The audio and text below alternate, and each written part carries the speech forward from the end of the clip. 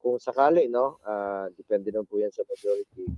At tututukan ko pa rin po ang health, no.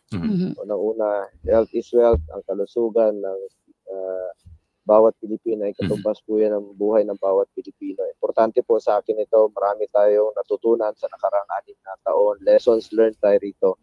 Mas dapat po ilapit natin ang serbisyo medical sa ating mga kababayan. Lalo na ng panahon ng pandemya, hirap tayo.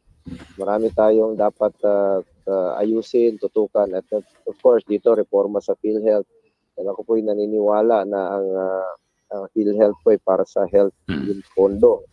Hindi naman negosyo yung PhilHealth na papalaguin mo, dapat ibalik sa tao yung pera ng taong bayan. Anyway, tututukan ko po ang health, itong mga malasakit centers, patas naman po yan, Super Health Center, Regional Specialty Center. Yan naman po ang aking advocacy noon pa. Dahil ang hirap po magkasakit, talagang napipilayan ang pamilya pag meron po nagkasakit sa pamilya. Dapat po wala nang iisipin muna.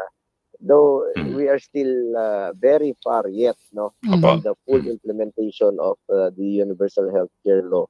Pero ang importante rito, kung may pondo tayo, ilaan ka. Huwag mo pahirapan ng taong bayan. Dahil pera po ng taong bayan yan.